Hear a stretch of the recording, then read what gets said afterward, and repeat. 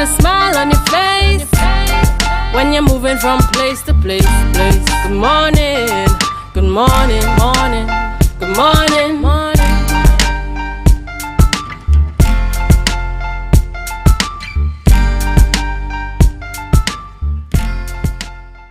Good morning, viewers. Good morning. It is 7 a.m. Welcome to the Tobago Updates morning show, coming to you here live from the Port Mall in Scarborough.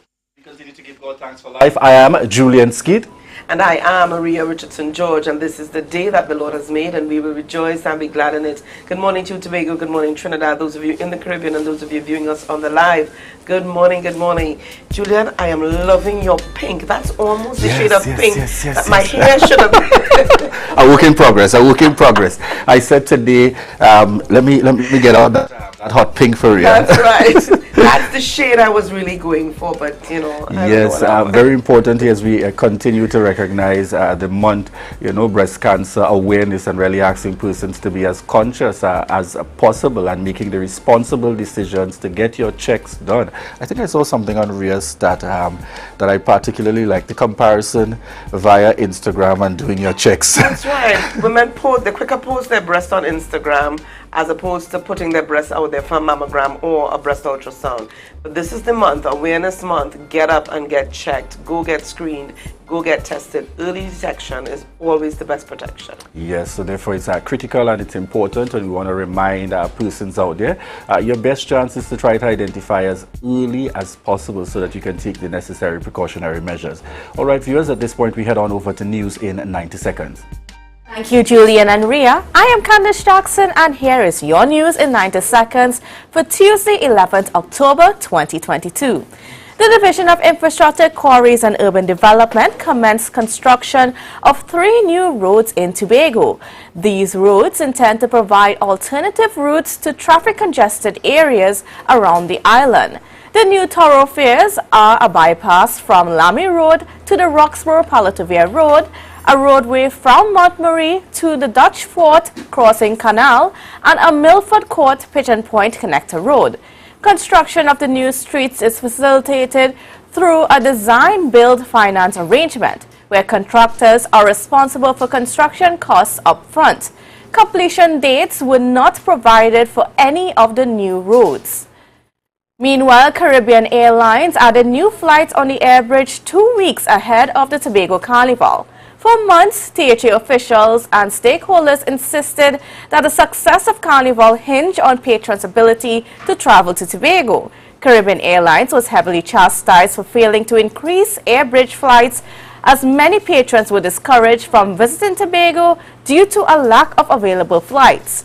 Despite announcing additional flights a couple weeks before Carnival, stakeholders expressed gratitude and hoped their clients could book their tickets. And nationally, 4 candidates completed the nomination process for the leadership of the People's National Movement. Nominations for the upcoming internal elections took place yesterday. Incumbent and Prime Minister Dr. Keith Rowley is hoping to retain his position as political leader. Meanwhile, former Finance Minister Karen Nunes Teixeira is optimistic that she will be elected as the first female political leader of the party. Also submitting nominations was attorney Ronald Boynes, and the 4th candidate is Junior Barak. PNM's internal elections are scheduled for Sunday, 4th December 2022. And that was your news in 90 seconds. It's back to you, Julian and Ria. Thank you there, Candice. Certainly a lot happening, here in the Trinidad and Tobago space. Ria, what were your thoughts? And I want to send kudos out to Cal.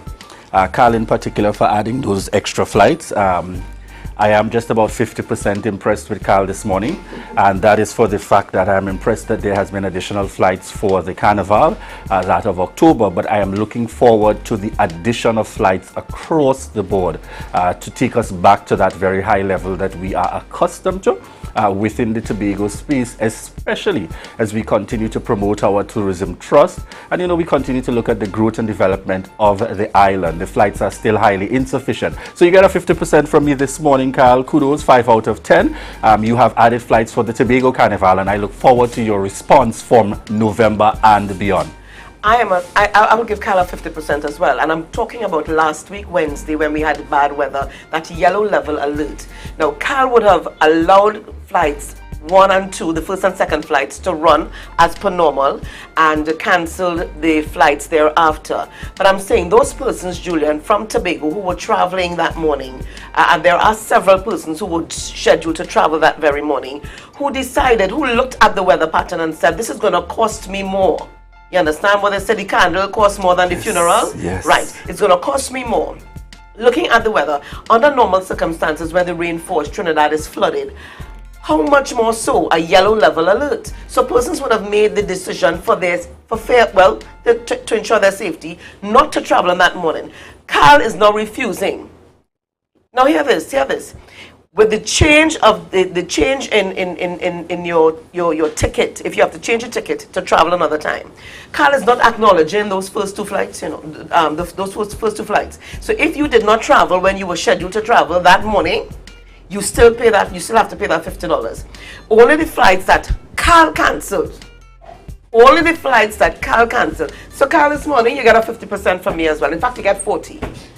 Yeah, it's very serious in the mix. And one of the more interesting developments, in the true style of a politician, Prime Minister, the Honorable Dr. Keith Rowley, has gone back on his word. He indicated that this was his last term in office when elected the last time around. And I guess due to the urgencies and the need for leadership, that distinguished leadership within the political party, the People's National Movement, he has offered himself once again with, just as Candice mentioned, with about 3 contenders. Isn't that interesting? It is our former Prime Minister, Basdio Pandey, who has also gone back on his word as well from time to time, indicated that politics has a morality of its own. Politics has a morality of its own, indeed. All right, Ria, at this point we should head on into our birthday celebrations taking place today as we continue to acknowledge and recognize and highlight today, Tuesday, the 11th of October. And we get started this morning with Naomi Archie. So we're wishing Naomi Archie a very happy birthday, coming from the Tobago Updates family. This is my good friend Kiba Taliman out there in St. Lucia. Want to wish you a happy birthday and God's continued blessings, coming from the Tobago Updates family, Kiba. All right, and this is my cousin Paul. Paul, happy birthday going out to you. I know that you're in Tobago. I think everybody knows that you're in Tobago now. And this is love going out to you this morning from your mom and dad and the entire family. Have a great one. This is Jerome Mills celebrating his birthday. Happy birthday going out to you this morning, Jerome Mills, from the Tobago Updates family. We have on screen with us Jonathan Jofield, and we're wishing Jonathan Jofield a happy birthday and God's continued blessings. Enjoy yourself. Never a dull moment.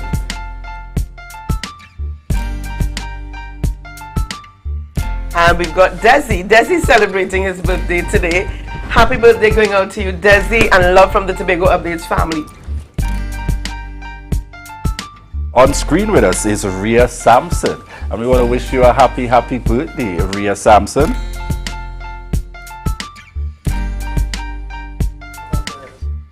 All right, and we've got Sket Soverall. Sket, happy birthday going out to you, Sket. Have a great one. Love from the Tobago Updates family. And this is your girl, yes. Oh my God, this is my sister friend. Argyle, indeed. All right, Sarah Helena Isaac Nelson, wishing you a happy birthday. And that's the mom of Davina Nelson, my very good friend Davina out there. Star Nelson, and yes, as well. Indeed, and we want to wish you a happy birthday, and we trust that you have an enjoyable celebration. She looks so relaxed. Oh, yes. And this is my girl here, Karen Wilson, out of Argyle, Tobago. This is Lyndon Wilson's mom. Karen celebrating her birthday today. Karen, love going out to you. I tried to find a picture with you smiling, and you look gorgeous. Happy birthday, love. Yes, and this birthday greeting is going out to Roxanne Frederick Andrews. And this is coming from Richard Frederick, your brother, Vernris Simon Frederick, sister-in-law, the entire family, wishing you a happy birthday. All right, viewers, at this point, we want to continue to remind you and to thank you for your continued love and support. But very quickly, I wanted to highlight over the course of the weekend, you remember I would have mentioned participation in our fete, and I want to pull up 2 photos that we have on screen there. That's from the Association of Female Executives of Trinidad and Tobago. All right, and on screen we have Rhea. This was the launch of the Tobago chapter of AFET, and I'm sure, Rhea, you noticed at least 2 familiar faces in there. The young Aliyah Holder, as well as... about 4, yeah. Yes, yes. All right, and you said about 4? I just saw about 4 familiar faces. What other faces do you recognize there, Rhea? If you go back. Face in the middle, which is Aliyah. Face on the right in pink. Face on the far left in white. And face in black. So we want to send out kudos. Aricia Ali, we have Lizanne Yearwood, Aliyah Holder, Janine Mark, and Josanne Hackett. And in the middle in purple is actually Dixian. And we hope to be chatting with her soon. Dixian is actually the president of the Association of Female Executives of Trinidad and Tobago. And if we move on to the next photo, Aria, it was really a pleasure being with the entire team. These are the ladies that were pinned for the Tobago launch. And on screen here is our very own Dwayne Nurse, youth host. He was also a part of the mix, Afisha McCain membership director, very hard working. And we've seen the lineup here again, our very own Aliyah Holder, Dixian as president of AFET, and also our very own Tobago girl on the N in red, Melina O'Neill Simon, and she's actually the president-elect of the Association of Female Executives of Trinidad and Tobago. So this morning I certainly want to highlight the team out there, and kudos on certainly the launch of the Tobago Association of Female Executives of Trinidad and Tobago, your Tobago chapter. All right, viewers, at this point we want to thank those of you joining us via TV, those joining us via radio, and we want to indicate to you, those online, that this is your opportunity to share the live, share the live, share the live.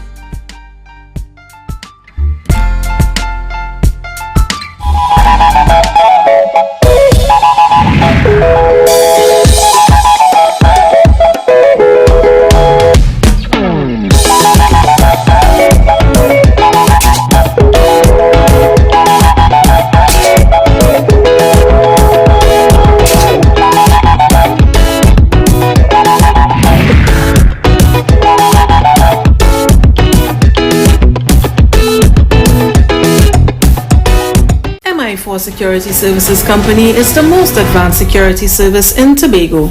Ask about our cash and transit service. It's safe, risk-free, reliable, and timely. We provide safe banking delivery for all business types and sizes with highly trained staff, 24/7 monitoring, coordinated emergency response, and a well-maintained fleet of armored vehicles. Contact us at 660-7723 or visit our website at www.mi4securitytt.com to sign up today.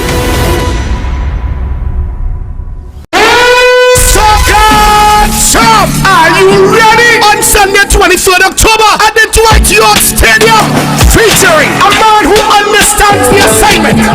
Attention, Jesus, I get sick of it. The Ladies' Choice. Girl, you got the body of a goddess. Some girl I talk, tell them, say them happy. Jamaica's hitmaker. I tell us, say me now worry about nothing. As long as me can lie. DJ. Me girl out the road, so she want love the woman on me yard.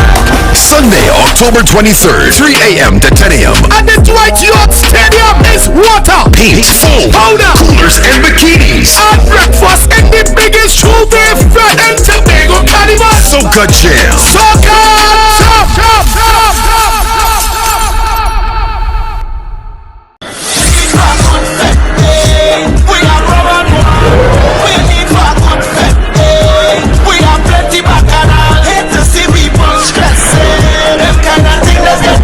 When you see I lose it, it's for the love of carnival. Everybody only worrying. Never ever worry. Don't mind how things looking hard. I tell them never ever worry. If your life can't get damaged bad. I tell them never ever worry. What I'm saying is true. So just consider Tactile is always right here for you. I tell them never ever worry. Don't mind if life make you sad. I tell them never ever worry. If your house get flooded out real bad. I tell them never ever worry. What I'm saying is true. So just consider Tactile is always right here for you. I tell them never ever worry. If sickness catch you off guard. I tell them never ever worry. If times fall on you real hard. I tell them never ever worry. What I'm saying is true. So just consider Tatil will always be here for you. Never worry about a thing. Tatil, where people are people.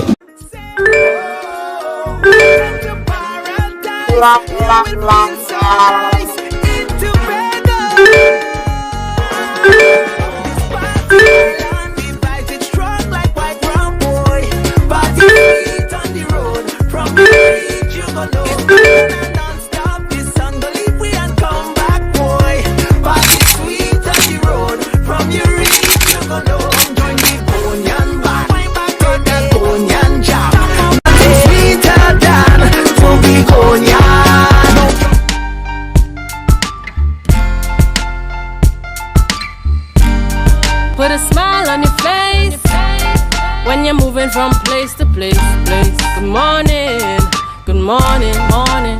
Good morning, viewers. It is 7:17 a.m. and welcome back to the Tobago Updates morning show, coming to you here live from the Port Mall in Scarborough. In this segment, viewers, we are chatting with Atiba Martin, Manager Engineering Unit in the Division of Infrastructure, Quarries and Urban Development. And we're speaking specifically to their most recent announcement in relation to 3 new alternative roads for Tobago. Good morning to you, sir. Morning. Good morning, Julian. Morning to Tobago and the rest of the listening and viewing audience in the country. All right. So this morning we heading out into conversation specific at that to the 3 new alternative roads for Tobago. I am certain, being in the Division of Infrastructure, a manager for the engineering unit, based on all the happenings quite recently, the workload must be much in terms of responding to those acts of natural disaster. All right. But as we go into the discussion this morning, we're looking at 3 new alternative roads for Tobago. I want you to start off by identifying, for the purposes of these interviews, the 3 roads that are being currently looked at. All right, the 3 roads that we're currently looking at, first begin with the Dutch Fort to Smithfield connection there. And the second one is the Roxborough to Lamy Road, Roxborough Bloody Bay Road to Lamy Road. And the third one is the Pigeon Point to Canaan Feeder Road and onto Golden Grove Road. All right. So we're going to get started in terms of looking at the Lamy Road to Roxborough Palativer Road. And the indication is that it will provide an alternate route to the Windward Main Road. Guide us there, particularly with some of the happenings in terms of the challenges in relation to, I think it's in the vicinity of Bad Rock at this point. Well, Bad Rock being Bell Garden, right? Correct. Well, Bell Garden is the challenge there. As you know, yesterday or day before, there was a slip there that sort of cut off the access to the usual access to the eastern side of the island and those districts.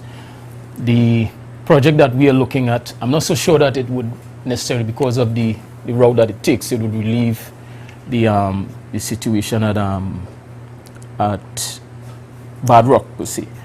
But because Lamy Road is, I think, is before Bad Rock. Correct. Is after Bad Rock, right? After, in terms of where you're looking at. Where we're looking at, right. And if we could pull up the photos on screen so that you could walk us through this bypass from Lamy Road to the Roxborough Palativer Road. Right, so we've seen some indications there where it is intended to start. Right, if you look at the Roxborough High School, right, the areas in black, the lines in black represent roads that are currently existing, and the one in red would be fresh roads that we have to construct. So the basic idea is to connect the 2 existing pitched roads with the one that is more or less a track right now. So we're going to start just as we make the bend from Roxborough School onto the street coming onto Windward Road. We're going to pass through just to the side of the old plantation house that was there, and it's going to come along and get to, that would be Cameron Road, in the vicinity of Cameron Road, where just after that we would make the connection with a new road that comes through the estate and comes onto Lamy Road and comes back out onto the Windward Road. All right. So this area we're seeing here is what would normally be, as we're seeing, behind the Renaissance housing development. Correct. All right. Tell us what kind of the extent of work that's required to go into a project like this in terms of and delivery time and so on. What's anticipated? Well, I could give you some rough measurements in terms of to give you a sense of the scale of the work. We're looking at roughly over as much as 2 kilometers of road that we have to upgrade or either upgrade or build fresh. So a job like that would typically take about 2 to 3 months based on, of course, it would be based on the whatever challenges are there, but my sense of that roadway, because we would have traversed it previously, it doesn't present with too much of a challenge. I think the only challenge there is preserving the natural flora, especially coming along the Lamy Road stretch. There's some, I can't remember the name of the trees, but there's a thinking towards preserving that. But most of the road is already, the impression of the road is already there. The terrain is not very difficult, so I anticipate that a job like that could be done in easily 2 to 3 months. Okay. All right. And work is already on the way for that Lamy Road to Roxborough Palliative Care, correct? Yes. All right. The other one we want to take a look at is in Scarborough.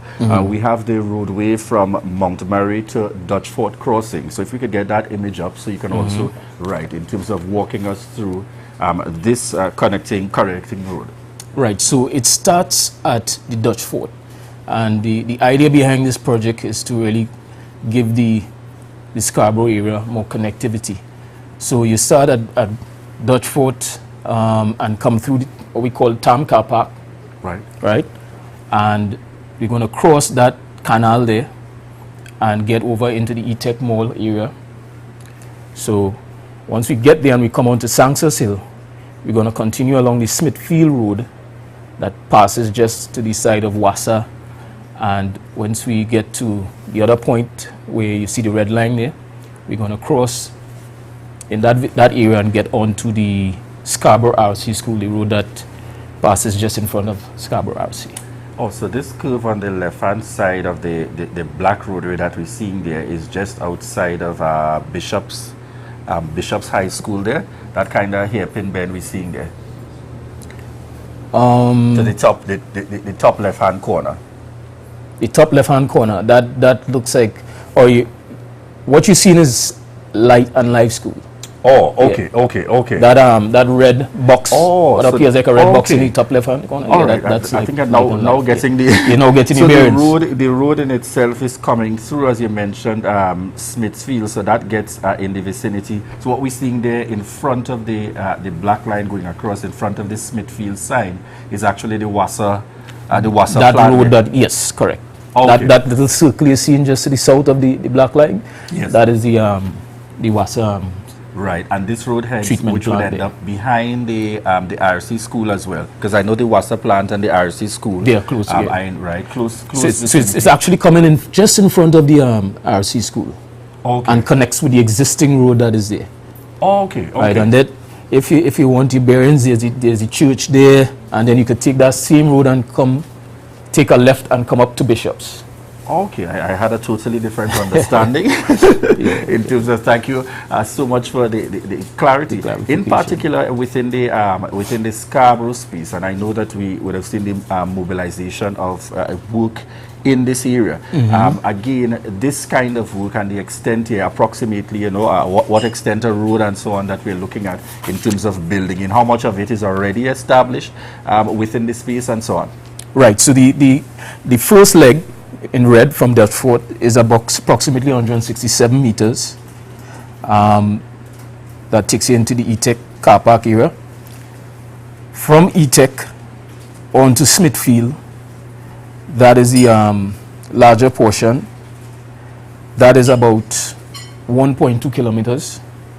That would basically entail minor upgrades we need, because that road is more or less established.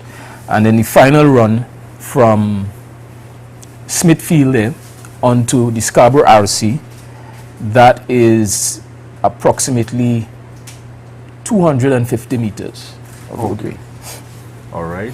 and this is in terms of Scarborough, in terms of this connector alternative route. So the idea is that this is to contribute similarly to a reduction in terms of traffic and in so on. terms of congestion, and well, the whole idea is to get greater connectivity within the city. All right. And the third area that we want to look at, and we can have that image up on screen, is the connection, the construction of the Milford Court Pigeon Point. So if you can walk us through this one, Milford Court Pigeon Point. Not that one. Yeah. Connector road. All right. Let's go to the next, next image.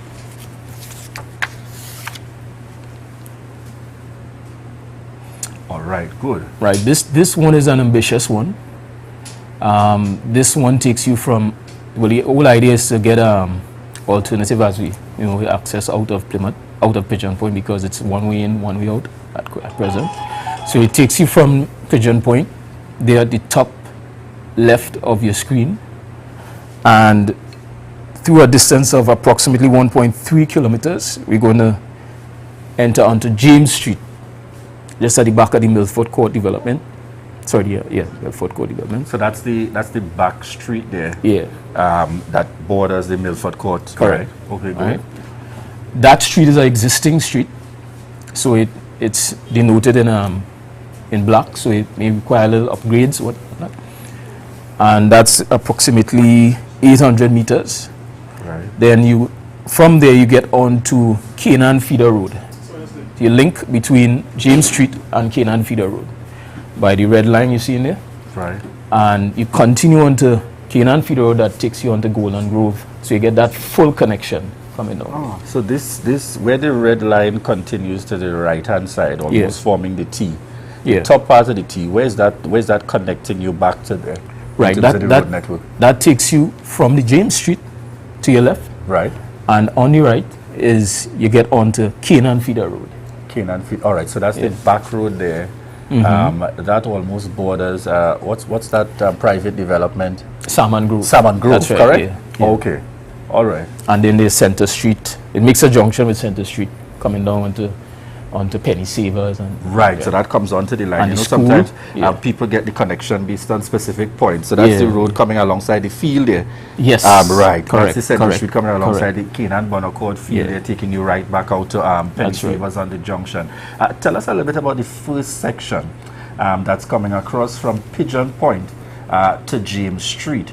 How are you planning to treat it? Because we know within that lineup there we've got our mangrove and so on. Yeah. As an engineer, how are you all planning to treat with that area in particular, so as not to affect or cause any challenges in terms of the natural aspect? Well, there would have to be consultation with environment and so on. So I imagine this project would be phased. When you get to that stage, I am hoping that those aspects would be ironed out. And my initial feeling is that the best solution would be a suspended road to take you across that stretch of roadway. All right. And as is common with any kind of road development, where it crosses in terms of private, because I want to assume naturally in that vicinity, there would be the need for some engaging some landowners and so on, in terms of to successfully be able to achieve in terms of that road connection. So that will also be taking place. That will also be quite naturally a part of the process. I mean, something this scale would naturally attract some consultation with landowners, whether you'd have to acquire the land or not. That is expected. Would you say that this is a natural part of the development thrust in terms of the road networks to really help improve that connection across the island? As we look particularly, I want to suspect this is just the start with the three of these alternative routes. Yes, certainly, because if you look at the southwest, I mean, we know it's a growing community, and there's a burgeoning traffic issue coming down Milford Road at present. So projects like these would definitely relieve that level of traffic congestion that we're seeing, developing along Milford Road. So I like it because when you get to, let's say, the major interchange in that area, which is Chauvin, you can make the choice.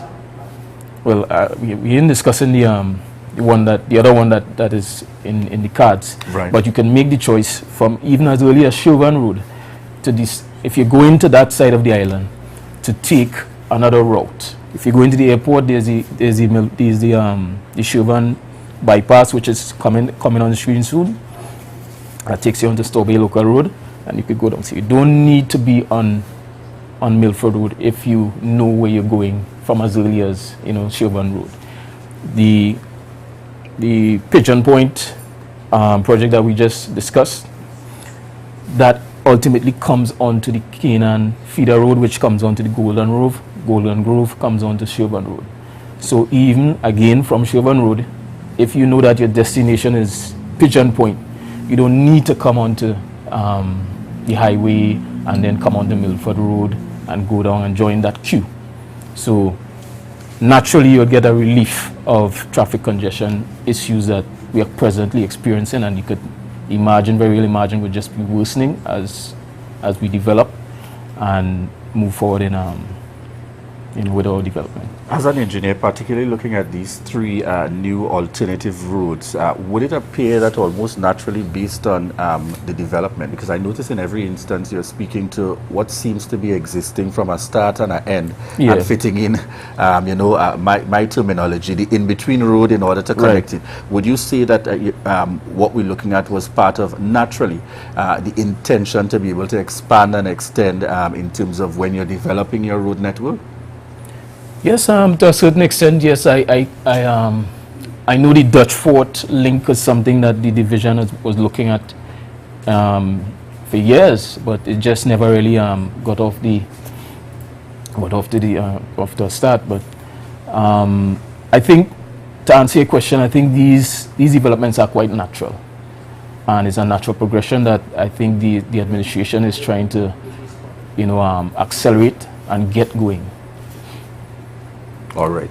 And in the last area before we wrap this morning, your overall projections at this point in terms of the three road networks, is it that people are expecting you're dealing with Scarborough now, then when you're finished there you will start the Roxborough one, when you're finished you will go down to Crown Point, or is the intention that they are being done simultaneously in terms of because I can only anticipate your unit will have responsibility for some levels of oversight in relation to working with these respective contractors. So just give us an idea of that area of responsibility to ensure that we are getting value for money.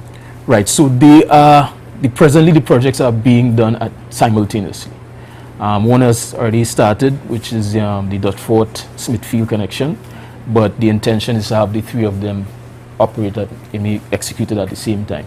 Now, our division plays a key role in ensuring the standard of the work is kept at an acceptable level. So we'll be providing the oversight. Presently, they are design, build, finance projects, so which means that the contractor is responsible for the design, but as part of the procurement process, they would have to liaise with us, submit their designs, have us vet them and approve them before installation. Now, I have to add to that as well that because of the time frame that we're working in, that process is not as it traditionally is, where you come and you do your design, you get your approval, you vet, and then you construct. We have kind of accelerated that, where we are working along with the actual execution and receiving and discussing the designs in a just-in-time kind of arrangement then. All right, in order to ensure that this work is done within a particular time frame. Yeah. All right. Anything else, information that you want to share very quickly with us in the Tobago space and those viewing, even those visitors coming here? Oh, we have a quick question coming in. Yeah. The one particularly that is connecting to Pigeon Point, there's a concern in relation to Pigeon Point is an area for controlled access. Is it that the end point of that road will end in Pigeon Point, as in the facility itself? Yeah, the facility itself. Yeah. Okay, so it means that there should be some discussions that will be taking place in terms of making it somewhat of a public thoroughfare? Yes. All right, okay, so that there are expected to be follow-up discussions in that area. Anything you want to share in closing before we wrap this morning? I think I could see that in the public space, there's a concern that we're rushing these things and why are these things happening so quickly. But I don't want to put on a political hat, but I think we need to understand that an administration has come in that wants to aggressively address development in Tobago, and you have given him a 4-year mandate. So I think that we have to kind of work with that mandate and work with that time frame in which they have, because they have a lot of ambitious goals, and some of what you're seeing is in keeping with achieving those goals.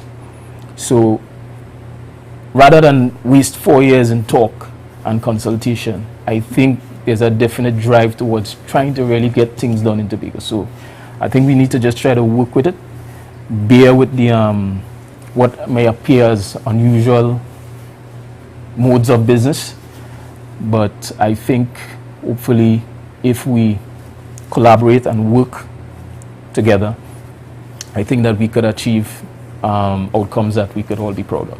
All right, so excellent.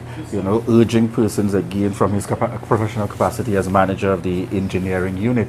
Yes, there's going to be some discomforts in the process, but certainly looking at the bigger picture in terms of the development of our road network here within the Tobago space. Yes, viewers, we want to thank you very much. We have had on with us Atiba Martin, manager of the engineering unit of the Division of Infrastructure, Quarries and Urban Development, speaking to us about the 3 new roads for Tobago. All right, viewers, at this point we head on into our good stuff segment this morning. And in the good stuff segment this morning, we want to commend this young lady, Shanice, and she's working at Movie Town, Tobago, very, very highly. We want to send high commendations to her. Shanice found a nice sum of money at the establishment in an envelope and returned every cent to the rightful owner, even in these hard times when everyone wants money and everyone wants more. Shanice, you are a very honest person, and continue in this way as you will indeed reach very far. All is not lost. Honesty continues to be the very best policy, and so we want to extend our commendations to Shanice this morning. All right, viewers, we want to thank each and every one of you connecting with us via TV, those connecting with us via radio, and those of you joining us online. This is your opportunity to share the live, share the live, share the live.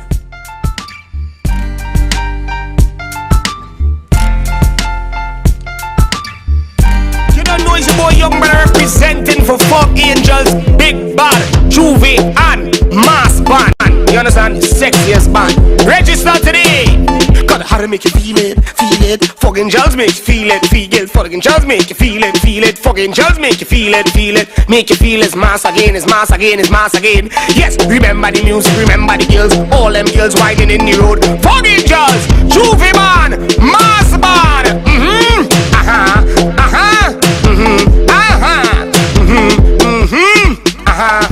The biggest and sexiest Juve Bana, Tobago, not a Milano. Boy, fuck angels, the girl them need, yeah.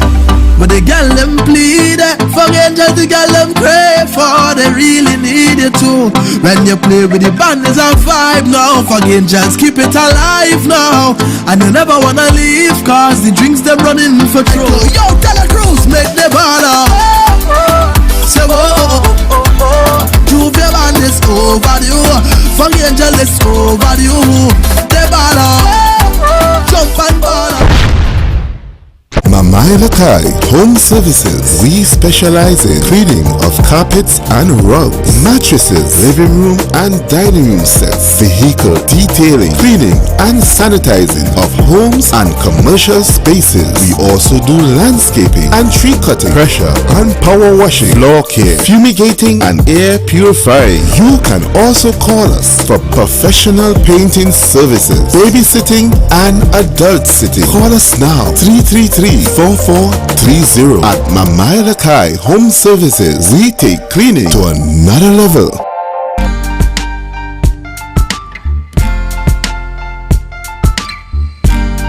Put a smile on your face when you're moving from place to place. Good morning. Good morning. Viewers, welcome back this morning to the Tobago Updates morning show. And our guest in studio with us this morning, we are talking this morning about feeling good. We're talking wellness, and it is our pleasure this morning to have on set with us yeah, this thing keeps sticking here. To have on set with us. As we talk about wellness this morning, we are chatting this morning with Roxanne Hepburn, who is the Managing Director of Lamage Parfait Day Spa. That's right.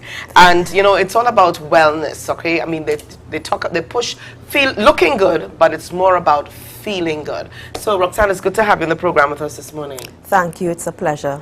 All right, and I have to say Roxanne has created lots of stir in Tobago because this is about the third or fourth time that you're supposed to be on the show with us. Yes, that's right. But finally you are here. All right, so let's talk a little bit about what it is you do. Now when we hear day spa, we talk, in fact, spa in general. Yes. We just talk about a relaxing moment, doing whatever, manicure, pedicure, facial, massage, whatever. But tell us about what you offer at your establishment. All right, well, Lamage Parfait, firstly, has been around for over 20 years. We've been taking great care of men and women around Trinidad and Tobago. Oh, no, Roxanne, you said around for over 20 years? Over 20 years. And this is your establishment? And this is my establishment. Roxanne, you're causing us to do some calculations, but go ahead. Please don't. Please don't. But anyhow, but Lamage Parfait is all about staying healthy, feeling better, and looking younger. And everything that we do is towards that, in one of those directions. So when we say stay healthy, we look at the internals, we do a lot of vitamin therapy, vitamin treatments. We do a lot of detox, cleaning up of the system, you know, because we want that overall health. Wellness is not just about the outside, it's also the inside, and a lot of us forget that we have to take care of our internal just as the outside. So staying healthy, we would advise you and guide you in that direction. Then we have Stay Healthy, Feel Better. We do different treatments. We help a lot of people to manage their pain. So a lot of people walking around with inflammation. So they, you know, the joints a little stiff and stuff. Yes, pain in the knees and pain in the ankles. Yes. So what we do a lot of different types of massages. We have one in particular that's called Elements massages, and it always stands out because it helps with the pain management. It is transdermal, which means it works from the outside in. And these liquid mineral that we put on the body is absorbed, and it really helps you to manage things like pain and depression, you know, a lot of different things. PMS, you know, you name it. There's a long list of benefits from this massage besides just having a massage. So when I have this massage, I actually feel the next day I get up and I'm like, why do I feel so good? And then I remember I had an Elements massage. It's just that type of massage. Now, I was listening to you while I was looking at the footage on screen, and it looked so good. I'm thinking, I'm looking at this and I'm thinking, what could the thoughts that could be going through your client's head is, oh my gosh, this feels so good. Yes. All right, now tell us about this particular massage, because you spoke about the you know, different types of massages that you offer. Tell us about this particular one. Well, this one is a deep tissue, and basically we go a little deeper than the normal. Right. So we work the muscles, we work, you know, especially the trapezes. You see, she's working the shoulders, the neck, where a lot of stress. The movement of her hands, and I'm thinking, my body is saying, oh, Rhea, you want need this. this. Yes. And massages are really great. A lot of people work long hours. What are some of the benefits to massage? Benefits of massages, it's de-stressing. It helps people with insomnia who have problems to sleep, aches and pains, muscle tension,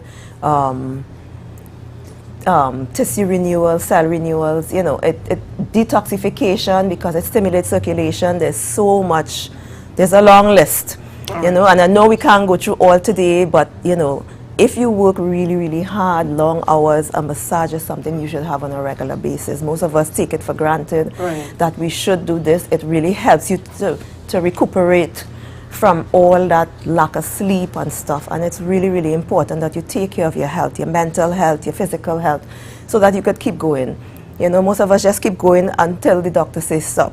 That's right. But really, you could maintain your body and your health so that you could keep going at the pace you want to, but you just have to set aside a little time, me time, where you could see me, right? Me time to see to you. see me, right? And so that I can help you to take care of yourself, so you could feel better, you could look younger, and that's what everybody wants to do in this day and time. All right. Now, in one of our talks before the interview, we spoke about facials, the importance of a facial. Now, the thing is, our face is out there to the elements. Rain, hail, sun or storm. Everything. The face is out there. We can cover our heads. We can cover our bodies, our feet. But our face is out there, exposed to everything. What are some of the benefits to having that facial or regular facials? Well, firstly, and I'm loving that one there, by the way. So I'm seeing steam, you know, yes. the cucumbers and the eyes. Yes, we were taking care of a senior there, and you know, we take care of our seniors as well. Facials really keeps your skin looking good and looking younger for a longer period of time. And now with technology, there's so much different treatments. And I'm not, you know, most people think a facial is just I wash the face, I steam the face, I put a mask on, that's Steam, it. nobody thinks of really steaming it. I mean, ordinarily you think a facial, you wash your face. Right, well no, that's not a facial.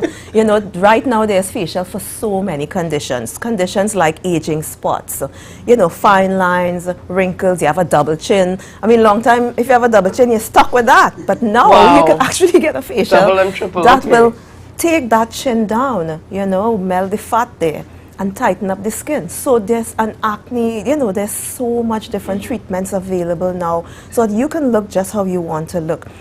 Another benefit of facials is that your makeup sits down flawless. And I can't stress on this much because sometimes you walk around and people are well made up and the makeup just don't sit right. You know, it's very blotchy. You want flawless makeup? Do regular facials. Make sure you do your monthly. Once a month a facial should be done. When you're doing treatments for particular stuff, it might be once every week, it might be twice a week, depending on what we're working on. But at least once a month maintenance is advised. And a lot of people prefer the nails and the Let's toes. talk about the nails. Yeah. Acrylic, and I'm putting it out there, acrylic has become a trend. So everybody and their mother is wearing acrylic nails. Yes. All right, so talk to us now about, because you do manicures and pedicures manis as well. and pedis, right? And as a result of that, talk to us about the use of acrylic. And this is not knocking anybody's business here, but the use of acrylics and the effects on the nail bed. The effects on the nail bed, it really does damage the nail bed after long use. A lot of people use it, and what we've realized since we've been here is that when we take it off, the nail beds are damaged, the nail beds are very, very sensitive. So you want to pay attention to your nail beds because you need to give it a rest at times. I'm not saying no to it altogether, but what I'm saying is at least give it a rest sometimes and just let it heal a little bit. You know, do a paraffin manicure, infuse the moisture back into the nails, and don't just leave it with acrylics all the time because you will indeed damage your nail beds and it's very uncomfortable. And a lot of you know what I'm talking about because I've seen a lot of clients with damage to the nail bed. But one thing I want to put out there that you said is that yes, you want people to look good, but you are more about wellness. Yes. So it's yes, do your nails. You do nails as well. Yes. Do your nails, but you're more about the person's well-being. Yes, you do the nails if the nails are healthy. If the nails are not healthy, then you need to rest the nails. All right? Because yes, you want to look good, but you want to feel good. There's nothing like feeling good. When you wake up in the morning and you feel great, there's nothing that can beat that. And so altogether, everything that we do, besides we help you to stay healthy, we help you to feel better, looking younger, with all the other things, the facials, the nails, the pedicure, everything goes together. But feeling healthy is very, very important. All right. What about packages for couples? Because you know Julian, all right, let me leave Julian. Okay, but what about packages for couples out there? Do you offer packages for couples? Yes, we do offer packages for couples, and we have packages that we have put together, but you can also make up your own package. So you could look at our menu and you could say, okay, my husband and I want to do a pedicure, facial, a massage, and you could come in together and we'll set you up. We also do spa parties. So the younger ones, you know, you have a birthday coming up. I think Julian might also be interested in this. Tell us about your spa party. You know, you have a birthday coming around, or even sometimes just before the wedding, you know, the bride and her friends. This is definitely for Julian. Go ahead, yes. Right. So you could just book the day or half day, and we'll provide for you. So if you want us to provide the food and the drinks and stuff, it means that we close off the spa just for your little your little function. We decorate to suit you, you know, and we just have a great time. It's open door spa that time because everybody know each other, so everybody's just doing stuff and having fun, walking around, laughing, you know, music playing, you know. We just make it fun, and this is for any age group. Okay, this is an interesting one. I think, and I have to say, in my day as a younger, not even young, but a younger woman, we didn't have these things. Yeah. All right, but this is certainly very, very interesting. And what about home visits? Do you do that as well? We do home visit only to the hotels, just for safety purposes. We wouldn't go to homes. We will go to homes maybe for the elderly. But we have to be careful, you know, in this day and time. You have to be a little careful. You have to know whose home you're going to. We don't really want to put the ladies at risk. Right. But, yes, we will at times. Okay. Now, we need some contact numbers here. How can persons contact Lamage Parfait. Parfait. And how did you get the name? Where did the name? Well, when we started, Perfect Image was what I had in mind, and the name was taken. So we just translated it into French, and we got it, Lamage Parfait, Perfect Image. Well, I tell you, very interesting. All right, so you could find us at number 1 Main Road, Bonaccord, in Barrington's Court. It's just opposite the Mount Pleasant Credit Union, right on the main road there. All right. So that's where we are. Our number is 273-7772. And as you see it on the screen, is it on the screen? Okay, we're going to get it up. Right. We want to get that number up on screen. Yeah, we want to put that number on screen because we don't want anyone to miss it. All right, and how much advance notice do you need to have should one to make an appointment? I would say it depends. On a busy day, if you make it in advance, you're sure that you're going to get a space. Right. If you walk in and we do have the space, we will take you, but it's better that you call in advance. I would say a week, maybe more sometimes, so it depends, because some days are busier than other days. Right. Yeah. So I'm thinking here, a birthday celebration can be a spa party. Yes. You can have. Must be booked in advance. The spa parties, however, we would want more time because sometimes people want tokens, like they want us to get little robes for their guests and stuff. So depending on what they want, the timeline and in terms of reserving the spa for them, yes, it's important. So. But I love the idea of maybe a bridal shower taking place there. I think it's a nice, relaxing environment. It's a lot of fun. Can have their pedis and manis and stuff done. Yes. All right. This is definitely for Julian Ski this morning. Julian Ski, this interview is particularly for you. All right? Because I know he's got plans coming up. He's got some plans coming up. All right. You know, one of the things I didn't mention is that some of the things we also offer is we do the body wraps for cellulite. A lot of people don't know that there's wraps that you could do for cellulites. Cellulite is toxins and poisons that is trapped in the tissues, and so we detoxify the tissue. And then you get rid of the cellulite. So we do things for cellulite as well. We also do things like mole and skin tag removal. Like these beauty. Well, I was told that these are some of my beauty marks, but there's some that I really love to get rid of. Yeah, you could take them off, and as well as we do the carvation, the fat melting. So we do a lot of the carvation, fat melting, and tightening in particular areas where you have difficult fat. I love how you say we have difficult fat, not just the ordinary fat. Not just the ordinary fat. That you've been working on and it's just not going away. Yeah, it's the areas that no matter how much you exercise, it still stays there. That's the one we'll deal with. Very annoyingly. I know about that. I know about that. Yes. All right.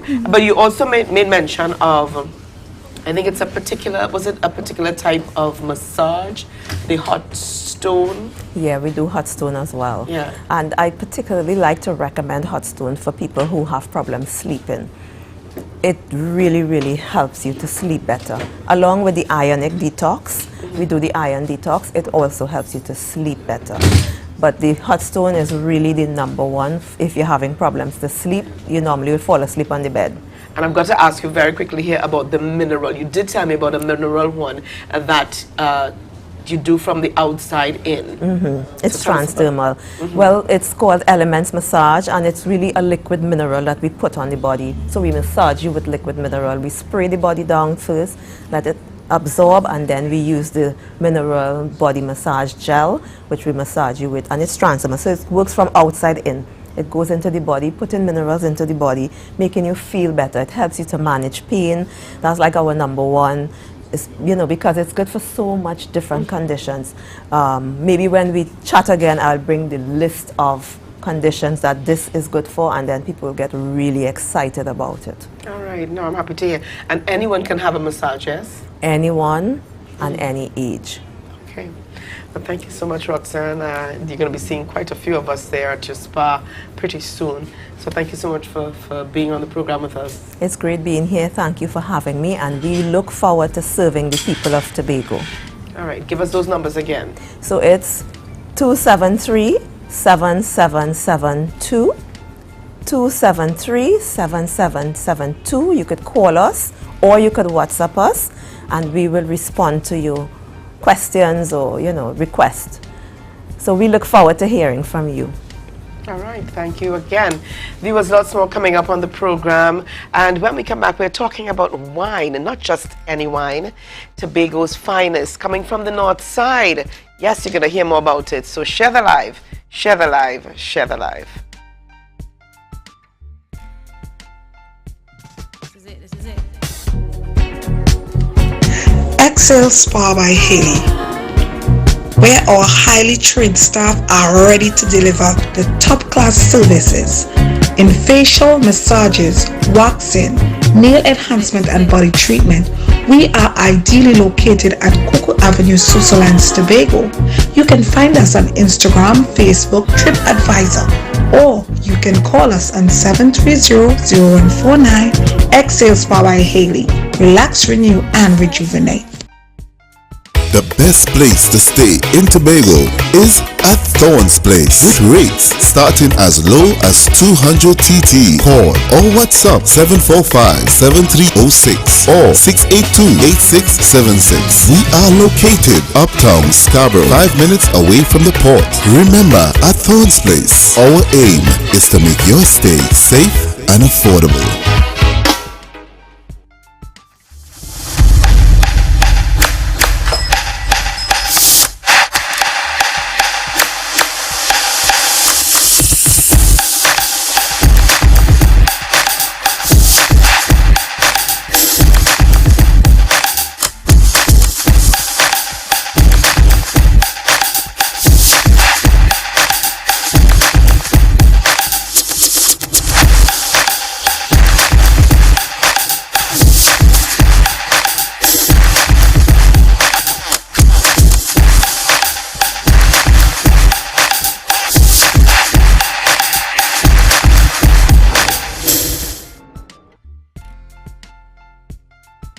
It's a different type of thing down there. And we party till we drop down there. With a lot of pretty girls down there. Down in Tobago.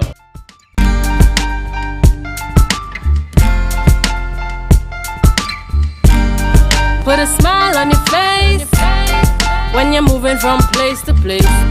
Good morning, good morning, morning, good morning, morning.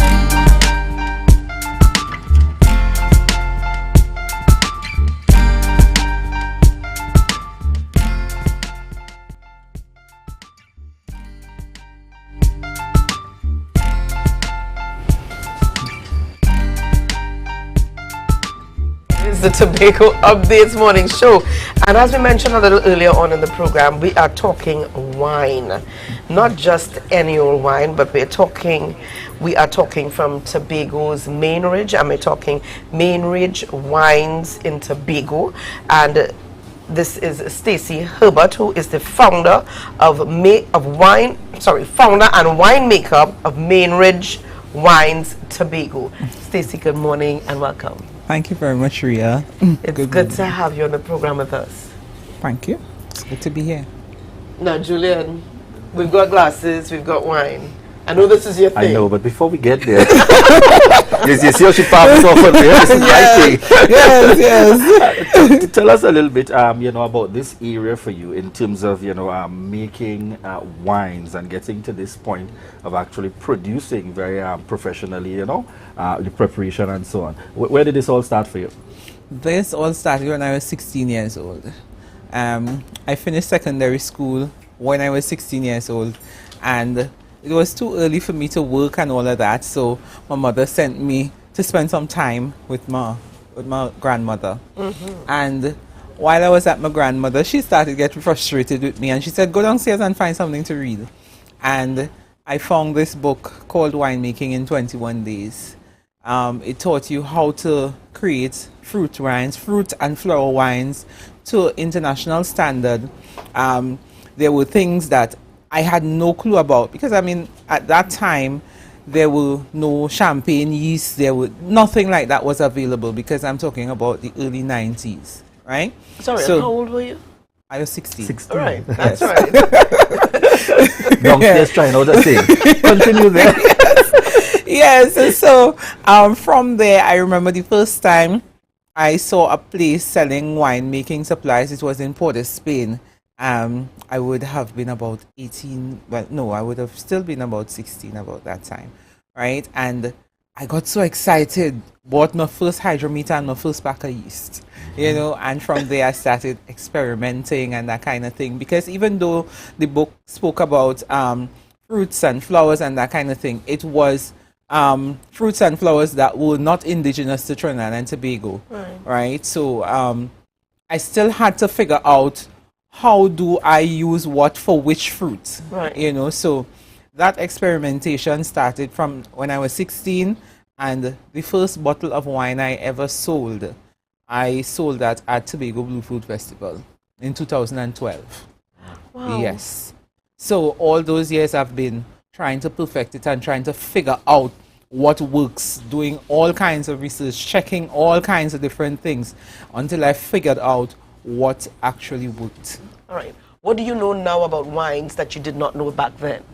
Back then, I did not know how to get a wine looking like a professional product. I had no clue how to do that. I had no idea about what causes your wine to look hazy. Right, you and know? I'm glad that you mentioned that hazy look, because I'm Yes. looking at what you're offering here, and there's no haziness to it. But I've Exactly. seen some local wines that have that hazy, cloudy. Right. So what is it? What makes it look? Maybe, and I don't want you to sell out too much of your secrets. Too No, many of your it's secrets. not really a secret, right? So when you're doing fruit and root wines, there are two things you have to take into consideration: starch and pectin. Starch is if you're doing, for instance, like something with passion fruit in it, passion fruit has pectin, but it also has starch. So if you create a wine using passion fruit and you do not deal with that starch and pectin during fermentation, you will not get a clear wine. It will have a haze in it, right? So you have to break those things down in fermentation in order to have a quality product at the end. Yeah. Okay. So when you're starting, the first thing that you have to decide, you have to look at, what does this thing comprise of? Does it have starch or does it have pectin? So if it has starch, then you use amylase enzyme, which is what you use to break down starch in fermentation, or pectic enzyme to break down pectin in fermentation. If you don't do that, wine cloudy. Cloudy. Wow. Interesting. Tell us, how has this been particularly in the Tobago space? And I know operating out of the north side, where you all seem to make millions out of all things local and really doing exceptionally well. Just yesterday I was commending Mr. Chance in terms of the work on that side and that drive to not depend on government and the Tobago House of Assembly. But tell us, how has that been coming out of north side in terms of the support of the, you know, the wider community and Tobago? Well, initially, I did get a challenge, right? Because remember, as Ria said, we have a winemaking tradition, a home winemaking tradition, right? And if people selling wines long time, it used to be maybe at $30 or $40 for a bottle and that kind of thing. And me coming with this thing and saying, listen, I want more than that for it, it is a challenge, right? There are lots of people who don't appreciate it, so you then have to find a way to either convince them otherwise or actually look for a market that will appreciate. You understand? So it has been challenging in that way, but I find that as I get more experienced in it and people get more familiar with me, I don't get a challenge. People don't challenge me if I say, listen, this bottle of wine is $150, I get my money, because of course I have to present it in a particular way in order to be able to sell it, right? Yeah. Yeah, so. No, I have to commend you here for your packaging, because the thing is, in the Caribbean, Julia, when we think of local wine, we think of, when we think of local wine, we think of that liquid in the old oak bottles. Come on, folks, we know it. Old used, old oak bottles. So you're asking friends and family, you have any old oak bottles? You ask Mr. Nana for an old oak bottle that he may have from times past, and you sanitize the bottles, and you bottle these wines, and you give to family and friends. Yes. But this is certainly several steps up from that. Oh yes. All right. What goes into this particular type of packaging? Now we went into what it is you use, but what went into this type of packaging for you? Okay, so in 2019, I should go to there. I rebranded, right? Because I needed to, when I really thought about the product and when I started to get a lot more comfortable and in talking with different people, I realized that, listen, I need to do something better than this, because for me personally, even though, yes, it's a local product, I always wanted to have an international feel. I always felt like, listen, this could go further than where it's at, right? The first person that would have tasted this wine and would have given me that kind of commendation and also confidence, no bias, Dr. Dini Soifat Angus. I'm telling you honestly. She believed in you. She believed in me. She came, we had Heritage in Palo Tuve at the time, and she came to Heritage, and I was selling there, and I did my thing, and it was nice and clear and all of that, but the imaging of it was not the best, right? And she actually bought one for herself, and she called sometime after and asked if she would be able to get some that she could use for Christmas packaging that year, right, for gifts, right? So I said, well, yes, and she ordered a case of the smaller bottles, right? And from that, I was like, I mean, But it's an opportunity. It's an opportunity. Yeah. So then I started, I said, well, listen, because she did say, listen, your packaging needs some work, and this should be focused on. And that's what I did. Strategic business had something happening around that time, around 2019. Oh, yes, TIC. And right. I wanted to go to TIC, and I went to strategic business at that time, and Miss Sandra Atkins, and they were there at that time. And throughout the conversations, the people that they would have brought to have conversations with us, the people who wanted to go to TIC, I realized what I wanted and how I wanted to spin this thing. I'm a natural storyteller. So I know the story of this. This wine is something that starts from then, and this is what I use these ingredients because of this reason. And I wanted to, even though yes, it's from here, it has to look like if anybody could buy it and anybody would want it. So I spoke to a branding company, and they helped me to actually get this together and to really be able to articulate my story and put it in packaging that actually appealed to me, because I had to say what I wanted, right? Yes. And in order to do that, I had to dig deep. So yeah, this packaging didn't just come overnight. It took time and focus and defining what I really wanted and that kind of thing. And if you're not in a place to articulate what you want, you will not be able to do this. So tell us at this point, Mainridge Wines is the brand. Yes. And it comes in different, there are different flavors at this point? Right, so tell us a little bit about the flavors. Right, so this latest one is called Bella Forma, right? I call it Bella Forma because it's a red wine, right? I was thinking about Bloody Bay, I was thinking about our bloodied history, I was thinking about all those different things. And I decided to create this, right, using ingredients that are indigenous to us, of course, and balancing it and that kind of thing.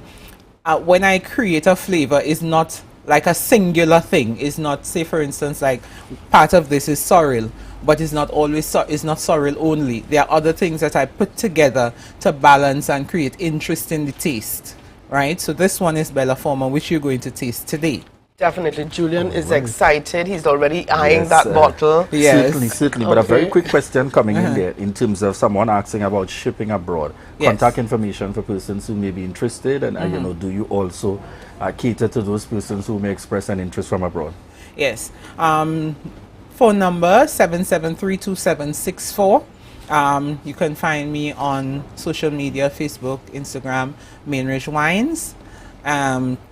Shipping abroad, we're working on that right now because I need to get, just before the COVID hit, I was having conversation with Caribbean Packaging to have a box made, a shipping box, so that I could have it shipped. And then I had to make some adjustments because then Carib Glass was not making available certain bottles that were available then, so I had to adjust again. And you know, that has been the challenge, right? But certainly, of course, that is the intent, shipping abroad. So yeah, in addition to Bella Forma, sorry, there are so many other flavors. There's Dame Lorraine, there is Sunset's Blush, there is interesting local names. Yes, and that's just the thing. I wanted to tie this thing to this place that is Tobago, right? Because it is Tobagonian. While it looks and tastes international, it is Tobagonian. You understand? Yes. So yeah. All right, now Julian is busy having that bottle of wine open there. But very quickly, I would hate for us to miss this opportunity, but let's go ahead. That's my boy Julian. Now, see, even as Julian asked a question that came in on the live here with regards to shipping abroad, one of our viewers online is saying, don't let it get recognized abroad to then appreciate it at home. Yes. Your thoughts? Yes. The funny thing, Tobago is a lot more accommodating and accepting when it comes to local wine. I found at that time in 2019 when I went to TIC, because I realized that there was a little bit of sorry to say there was a little bit of snobbishness where it came to the idea of what wine is, right? Wine for a whole lot of people that you're going to pay this amount of money from comes from Chile or somewhere, right? And because it's not that, people tend to say, oh nah, we don't want that, you know, that kind of thing. So that has been the challenge with that. But the funny thing is that this I see has been changing. Is it that the international market is oversaturated with? No, it actually isn't. There aren't many fruit wines on the market. Okay. Not many, right? You'll find grape wines, but not very many fruit wines. All right, so but it's something that people do appreciate. North side. So we expect to see you at Blue Food. Of course. On Sunday. Of course, yes. Good answer. That goes without saying. Yeah, I'll be doing tasting there also. All right, Julian, first spot is up for you. Yes, and you have an opportunity to taste even more than what is here. So the next place that persons can connect with you is at the Blue Food Festival. Yes, you can connect with me at the Blue Food Festival. This Bella Forma that you're going to taste, this is the newest one, so you're tasting it first. You're the first. This is the first public appearance. And I'm sure he's already tasted. You're tasting, yes? Not as yet. You're waiting. I'm sorry. I'm keeping you back. I'm sorry. I was waiting for that moment for Rhea and Stacey to have their glass. I'm having don't worry, glass. Rhea. Don't worry, Rhea. I won't question Rhea too much. Okay. I'll hold glass in hand. Right. So. All right. But I think we should wrap up, you know, even as we're going to taste in the interest of time. So we should, you know, we want to thank our viewers for joining us this morning. All right, and yeah, next week we celebrate 1 year Tobago update. So you're going to be hearing a little bit more about that, you know, in the next few days. But Julia, let me say goodbye because tomorrow is Wednesday. Yes, tomorrow is going to be Youth Wednesday. So we look forward to connecting with our young persons there for Youth Wednesday, happening here on the Tobago Updates morning show. And, you know, I think this is a fitting way to start the celebration of our anniversary of Tobago Updates. You know, as we next week we'll be celebrating 1 year, and we're actually starting it with the taste, the first taste. Let me hold up the bottle for persons here.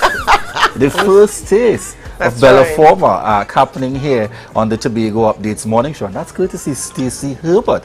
Check her out. She's going to be at Blue Food on Sunday. And she gave us reminders of that phone contact again. 773-2764. All right, 7732764. Oh yes, and when you're holding your glass, don't put your hand Yes, here. yes, You'll warm the liquid, and you don't want to do that. So you hold it at the stem. All right. So you see, we are getting some tips there. That's Continue. right. Yes, of course you must smell the bouquet. What do you smell? Think about what you smell. Because it's a whole sensory experience, right? Yes. Right. So well, we shouldn't go past smelling. I'm just saying. Yes, you got my back, Julian. But I think we're doing too much talking here because Julian is ready to taste. So Tobago, have a great day. Your mouth. You'll taste it. On the sides, you'll taste acidity. The tip of your tongue in front here, you'll taste sweetness. On the top, you'll taste the mouth drying, which is astringency. You'll taste it also in the back of your throat. All right, take some air in, and then you'll feel it. I never pay attention to all that. No, but as she's saying it, I'm feeling it. Exactly. It's an experience. Yes, it's an experience. Wow. Tobago, have a great day. We'll see you on Thursday. Remember, the youth show is on tomorrow, Wednesday, and now we head over to GMT with Candace. Bye-bye, everybody. Yes, I'm doing this tasting for Cell that's on QKD. Yes, I'm having this taste just for y'all. It's quite good. Alright, and good morning and welcome to Good Morning Tobago on Tobago Updates. Of course, your source for current affairs in Tobago, Trinidad, and the region. With the perfect conversations to complement your morning routine, I am Candace Jackson, and let's get started with the news in 90 seconds. The Division of Infrastructure, Quarries and Urban Development commenced construction of 3 new roads in Tobago. These roads intend to provide alternative routes to traffic-congested areas around the island. The new thoroughfares are a bypass from Lamy Road to the Roxborough Palativere Road, a roadway from Mount Marie to the Dutch Fort Crossing Canal, and a Milford Court Pigeon Point Connector Road. Construction of these new streets is facilitated through a design-build-finance arrangement, where contractors are responsible for construction costs up front. Completion dates were not yet provided for any of the new roads. Meanwhile, Caribbean Airlines added new flights on the air bridge 2 weeks ahead of the Tobago Carnival. For months, THA officials and stakeholders insisted that the success of Carnival hinged on patrons' ability to travel to Tobago. Caribbean Airlines was heavily chastised for failing to increase airbridge flights, as many patrons were discouraged from visiting Tobago due to a lack of available flights. Despite announcing additional flights a couple weeks before Carnival, stakeholders expressed gratitude and hoped their clients could book their tickets. And nationally, 4 candidates completed the nomination process for the leadership of the People's National Movement. Nominations for the upcoming internal elections took place yesterday. Incumbent and Prime Minister Dr. Keith Rowley is hoping to retain his position as a political leader. Meanwhile, former Finance Minister Karen Nunes-Teixeira is optimistic that she will be elected as the first female political leader of the party. Also submitting nominations was attorney Ronald Boynes, and the 4th candidate is Junior Barak. PNM's internal elections are scheduled for Sunday, 4th December 2022. And that was the news in 90 seconds. And of course, we've got a jam-packed program for you this morning. Now, we just saw from Julian and Rhea on the morning show, they had a little bit of wine tasting, so you got a nice little bit of, I guess, a little bit of sweet, a little bit of fun. But we're moving to another fun, and that's where chocolate is concerned. And if you know me at all, you know that chocolate is my life. I love chocolate. And, one of the most celebrated chocolatiers, can we say chocolatiers, on the island is Mr. Dwayne Dove. Good morning and welcome to you, sir. How are you doing this morning? I'm fine, Candice. Thank you. Good morning. It's a shame, good morning, and it's a shame that you're not here to share some of your chocolates with us here on set. Well, I can show you the chocolates. I mean, if that helps. Yes, and viewers, if you don't know, of course, Mr. Dwayne Dove is the owner of the Tobago Cocoa Estates, who is a world-renowned, I want to say chocolatier. I might be wrong, if you correct me if I'm wrong, but he has been winning awards year after year for for what is, I think, is the best chocolate in the world. Thank you so much. You're so kind, so generous. Actually, yes. Well, our most recent award was our Tobago Buko Reef, our sea salt, which won silver at the European International World Chocolate Finals, not finals, semi-finals, in June, and now we have moved on to the World Finals in November. So we will see if Buko Reef takes home world gold, as Laura did a few years ago. We'll see. And I have no doubt it will. But anyways, getting into our conversation this morning, we are also talking about the return of the cocoa tasting tours. And viewers, if you don't know, the Tobago Estates the Tobago Cocoa Estate, they provide a very unique experience where you get to try your chocolate with rum. So we had wine a little bit ago, but now we're going to be talking about that chocolate and rum combination. So, Mr. Duff, tell me a little bit about the return of the tastings. Well, Candice, we are all so excited about reopening the Cocoa Estate. It's been 2.5 years. It's been closed due to the pandemic, of course. So we're so looking forward to getting back on track, to welcoming our old visitors and new visitors to the island. So that is something that is going to happen from Monday, the 18th of October. And we are urging all persons to email us if they want to come and do a tour, right? That's info@tobagococo.com, because we're not open like 8 to 4. It's still slow, of course. So, we probably just be doing a couple of days a week or something. But you need to basically get on to us. So we're right now busy preparing the building, painting over, and, the trail, putting on new bamboo benches, and and just pruning up the trees, making everything nice and fresh for when because we actually have on Monday, I think we have a cruise ship. The cruise ships are coming back, which is also very good for Tobago. This is like a restart of the tourism the tourism industry in Tobago. So the cruise ships coming back, and we are actually starting to work again with a Scandinavian operator called Afro-Caribbean Travel to actually bring groups to Tobago. And now we have extended that product to Denmark. So, we're looking at getting Scandinavians to come back to Tobago, because, Scandinavians love Tobago. And they love our chocolate. The chocolate, the hospitality, the good food, the warmth of Tobago, all of that. And Condor is starting to fly back again in November, which makes it easy for Scandinavians to get to Tobago. So I think this is all like a restart of the tourism product.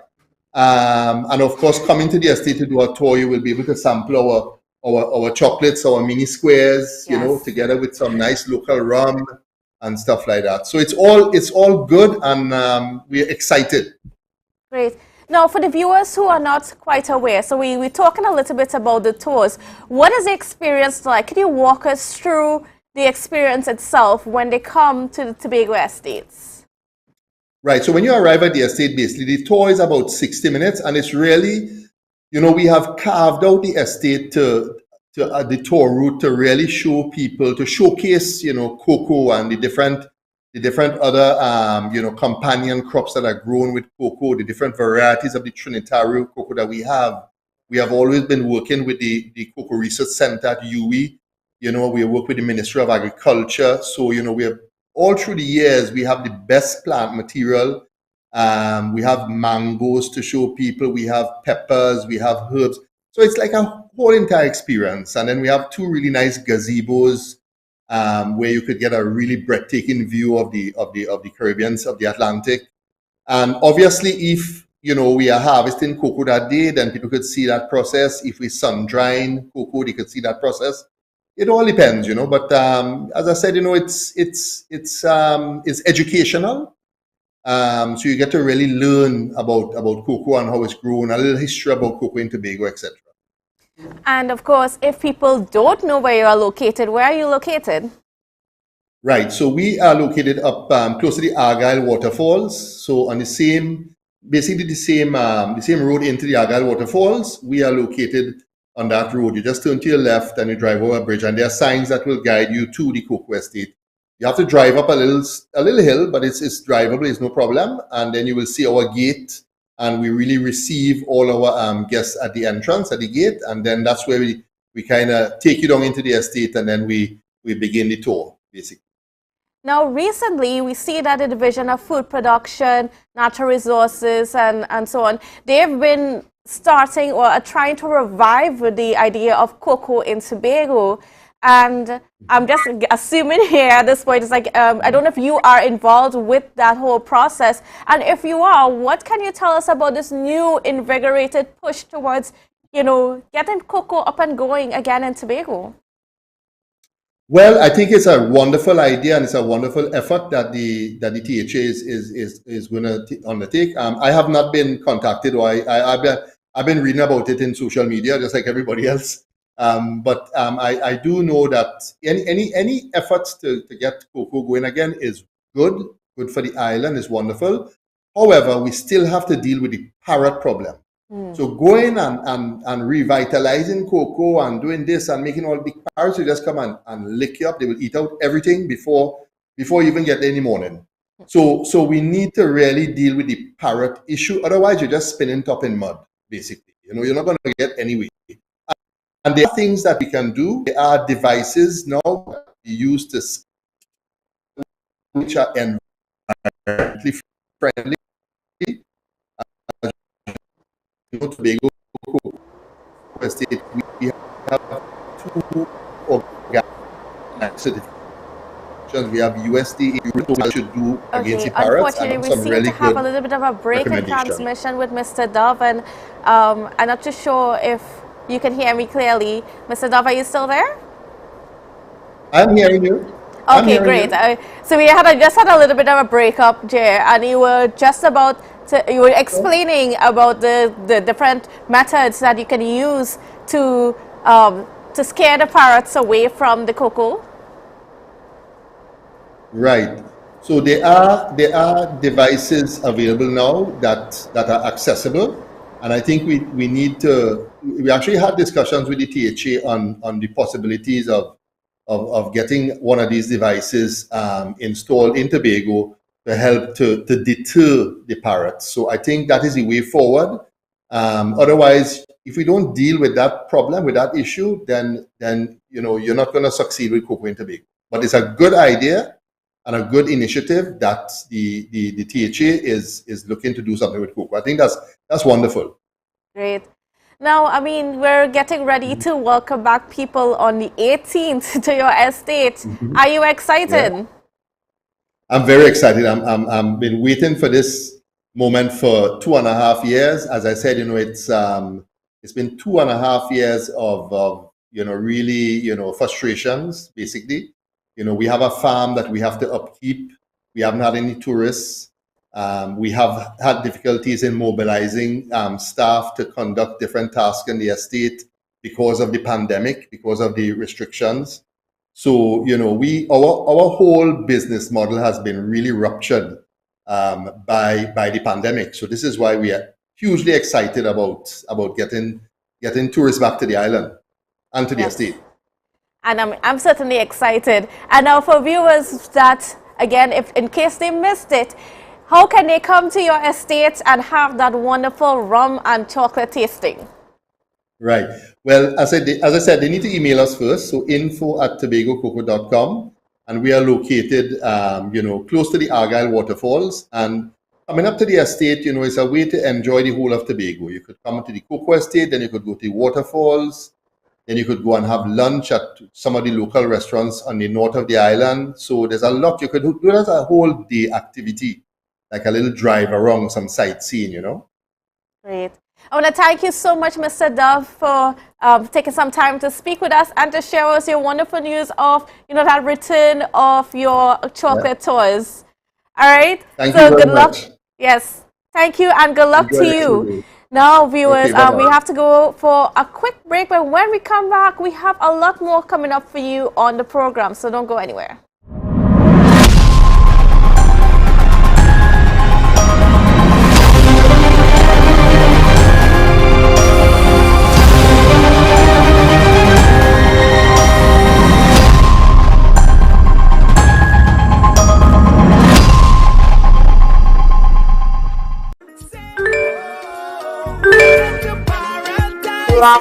feel so nice in Tobago. This party island, the vibes it's strong like white rum, boy. Party sweet on the road, from the beach you go know. And non-stop, this song go leave we and come back, boy. Party sweet on the road, from your reach you go know. Join the Bonyan band, to the Bonyan jam. Sweeter than Tobago. Advertise with Tobago Updates. Call 284-6597. If you have a small or large business, we can get your information in front of the masses. Reach our rapidly growing viewership on Facebook and YouTube. Promote your brand in Trinidad and the Caribbean through M&E TV Now and Gayel. Yes, we can build unique ads for your business. Call now 284-6597 and advertise with us.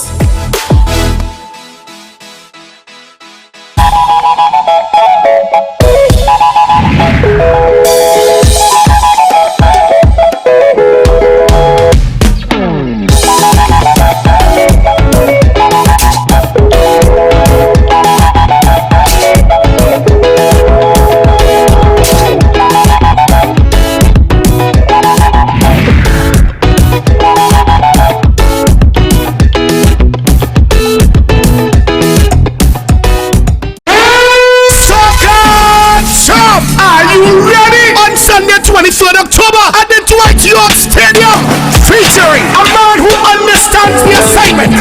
Attention, she just I get sick of it. The Lady's Choice. Girl, you got the body of a goddess. Some girl I talk, tell them, say them Jamaica's hitmaker. I tell us them me now worry about nothing. As long as me got DJ. Me girl out the road, so she want love the woman of me yard. Sunday, October 23rd, 3 a.m. to 10 a.m. At the Dwight York Stadium is water, paint, foam, powder, coolers, and bikinis. And breakfast in the biggest showday front in Tobago Carnival. Soca Jam. Soca! Chop, chop, chop, chop. Yeah. Hey. Tobago updates. Na na na na na. Good morning, Tobago.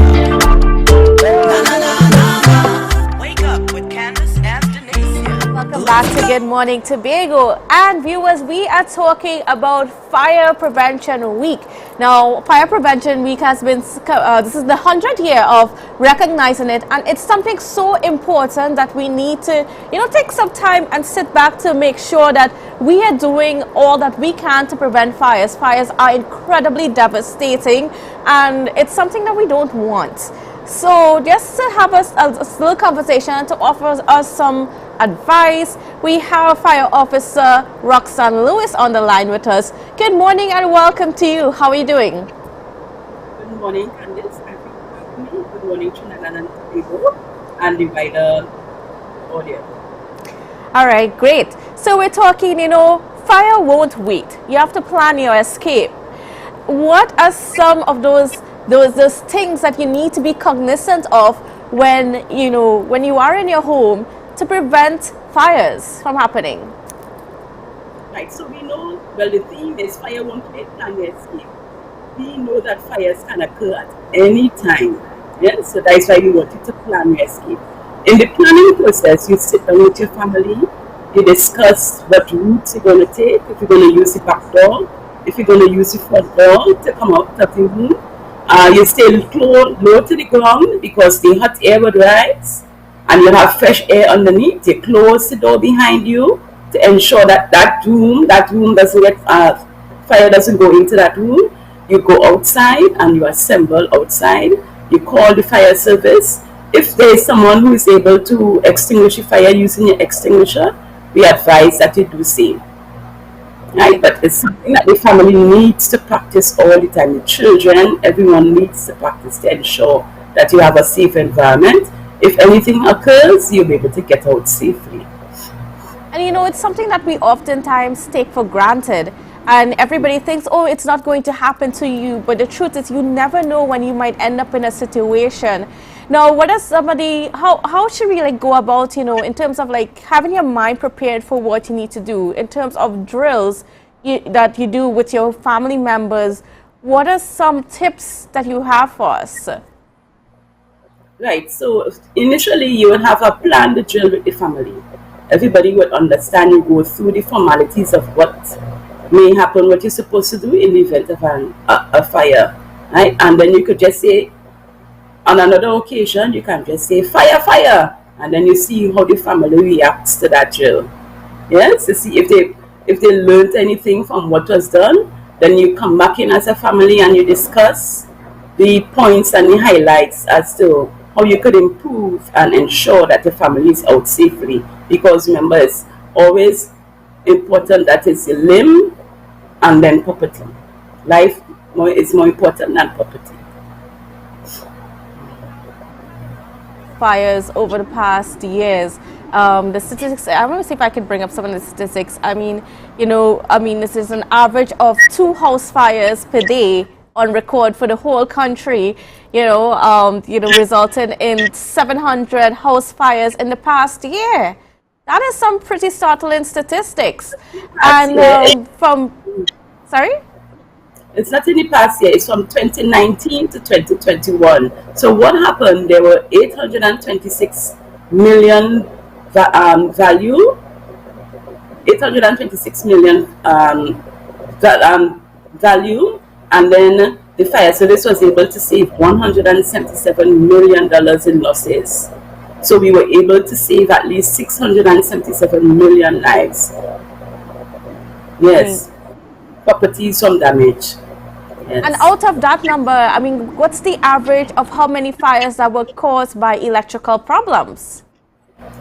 On average, we would say 10%. 10% of the fires were caused by electrical problems. And what about the other causes of house fires? Like there are other causes. We have accidental, where someone may be smoking in bed. They may leave the pot on. Sometimes the gas tank explodes. We have that as accidental. And then we have incendiary. That's where someone will maliciously light a fire at the home to cause damage to the property. And as you mentioned, sometimes you've had fires caused by gas tanks and it has exploded. What are some tips that people need to be aware of in terms of handling their cooking gas? Right, so the cooking gas, when you're not using it, we advise that you take off the head, right? You're supposed to store, most persons like to store their gas tank in a cupboard, in a closed cupboard, but we advise you to put some holes in the cupboard so that there's ventilation going into the cupboard. We also advise that you check your hose, because sometimes the hose dry rotten, and that will cause a leak at the head, and that's what causes the tank to explode. Yes, so we are mindful that persons do these things on a regular basis. And then what about, sometimes some people, what about the checks that you need to make when you're purchasing a gas tank? How do you know that the gas tank that you're purchasing is not going to cause any problems when you bring it at home? Once the gas tank is not rusty, and sometimes there's a water check where you can just pour some water at the top of the gas tank to see if you see any bubbles. We know that there's a leak there. So you take it back to the dealership where you bought it from, and you make sure that the tank is not rusty at all. Okay. That's why we make sure and check it. And now, when you were talking about, health and wellness and, self-care, candles, people like to light a lot of candles. I myself like to light, your scented candles and things like that. But, while we're taking care of ourselves and we're enjoying the sweet aromas and so on, what are those things that we need to pay attention to so that, when we're trying to, have our own little mental health time, that we're not causing fires or we're not putting ourselves in danger? Right. So most of these candles are supposed to be in receptacles, yes? So when you finish whatever you're doing, your me time, your cool down time, you're supposed to out the candles before you go into your bed. Yes, so we advise that. Yes, but most of those candles, those scented candles, come in a receptacle, so it shouldn't cause any danger there. Okay. And then what are some of the other things that you think that people need to be aware of when you're thinking about fire safety and making sure that they are keeping their families free and away from fires? Right, so we're going to start with the home. We know we want to keep away, we want to keep out the burglars. So we have burglar proofing, but now there's burglar proofing that could be opened from inside to ensure that you and your family could get out safely, because there was a fire. If you could recall, there was a fire in Trinidad where at least 3 or 4 children died. Yes. So there's burglar proofing that you can install that could open from the inside, whilst it's going to keep out the bandits. There's also the law and regulation that states that any bedroom above ground must have a window that you could escape from. So we advise persons to have that installed in their home, right? So we start from the home generally. We move to the kitchen. We know that in the kitchen, we have those long fancy curtains above the stove. We don't want you to have those long fancy curtains above the stove, because the fire from the stove could catch the curtain and it could flare up, and that could cause a fire. If your pot flares up, we advise that you just cover it over. Yes? Don't go and get water to try to throw on it, because the water would react violently with the pot in the kitchen. Right? We move to the living room. We hear about overloading, and we know Christmas and Diwali is coming up. We want to put in 10 lights and not suited for inside the room. We want to put in a television, we want to put in an AC unit, we want to put in deep freeze. You have to check with your electrical inspectorate or your electrical engineer to ensure that your breakage could accommodate these appliances, because there's a certain amount of voltage that your house would have come with. And once you exceed that, that's where you have trips. And that's where we have most of the electrical fires occurring, because they haven't upgraded their system. Yes. How do you know how much is too much? Right, so that's why the electrical inspectorate will be able to tell you. Right, you're supposed to have your house rewired at least every 5 to 10 years. Some people say 2, but I say 5 to 10 years. So you have it done by an electrician, and then the electrical inspectorate will come and check it to verify and make sure that the house is wired and it's suited for what appliances you have inside there. Now, earlier you mentioned that homes should always have, if they're above the ground, that they should have a window or some escape route. Now, many people are living in apartments where they don't have control over the construction. Is there anything in law that, you know, that holds homeowners to account, landlords to account for not providing those escape routes? Well, not at this time. We don't have it. If they come to the fire service and they request an inspection, we would issue them with the requirements and they would have to put it in. But other than that, we know what people have their own money. They go and build what they want, and they don't come by the fire service to seek advice, and they do all sorts of things. But once you come by us, we would give you the requirements, and we would ensure that you have some alternative means of escape installed for those rooms.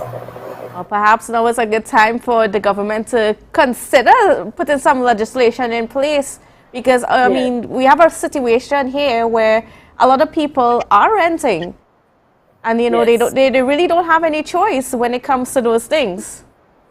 But what you can do in the meantime as a renter, we advise you to have, you can install smoke alarms, a smoke detector, as well as a fire extinguisher in your apartment.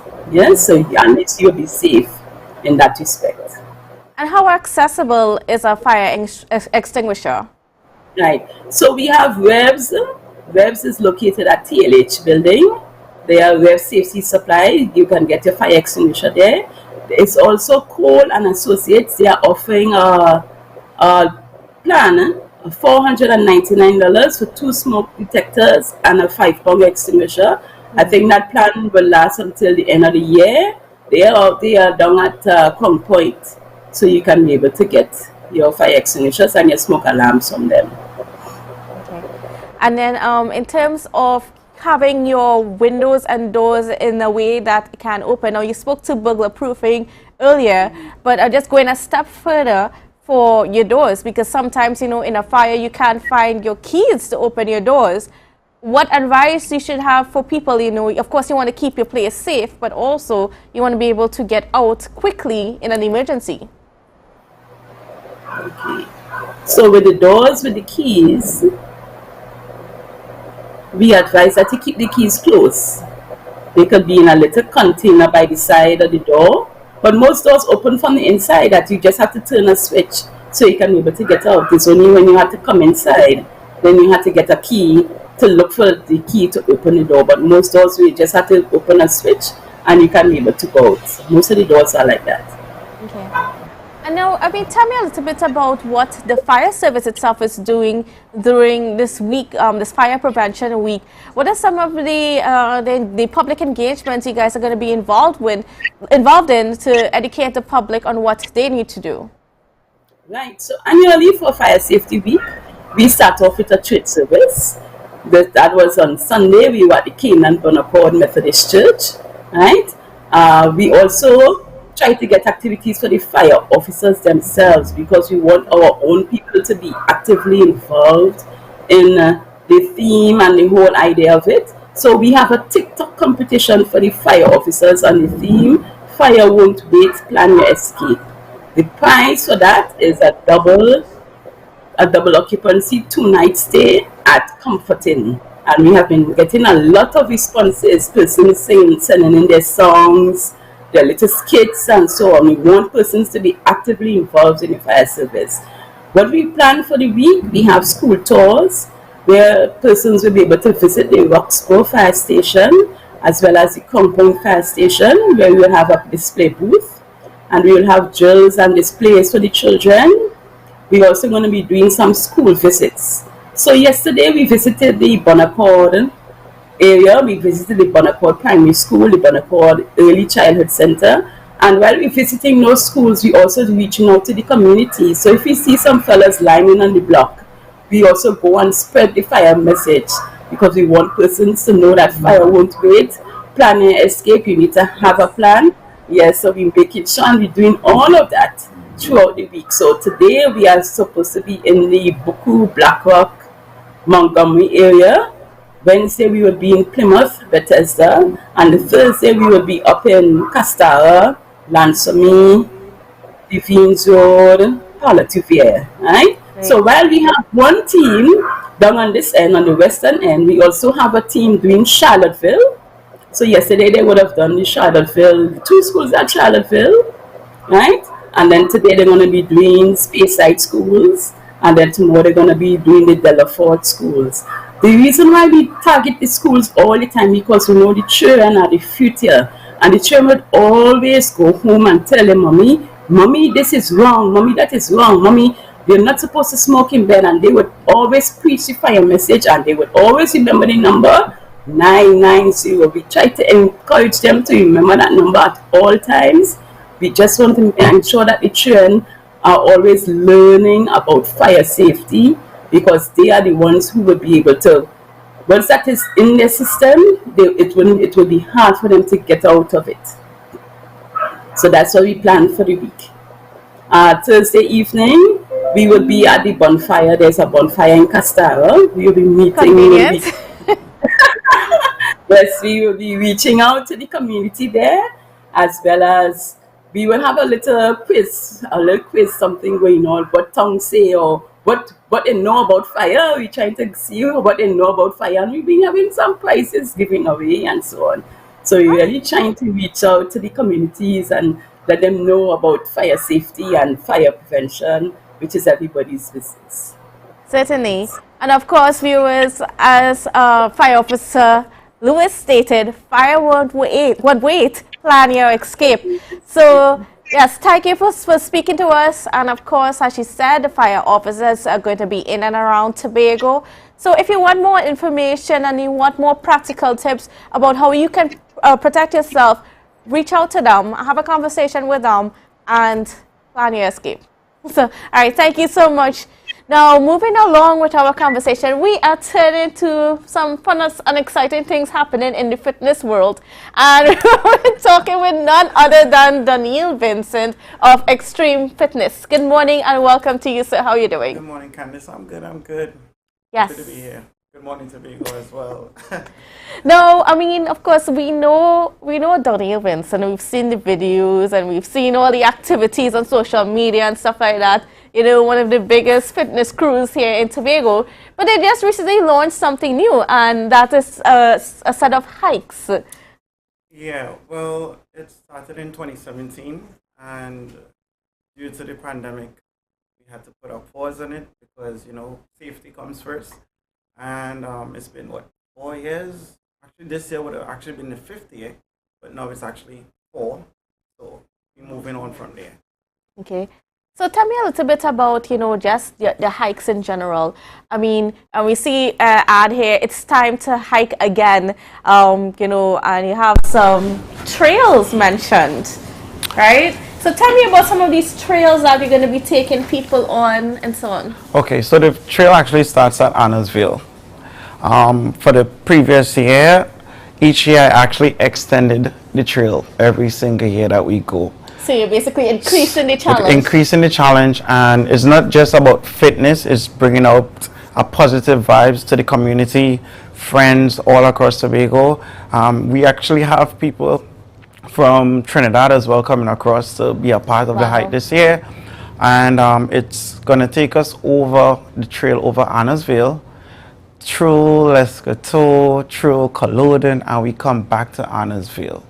So you're almost like going over the hills to the other side of Tobago and then coming back. Actually, the layout, we didn't drop the layout yet, but the layout actually looks like Tobago when we did the whole out trail. Oh, wow. It's actually 5 miles.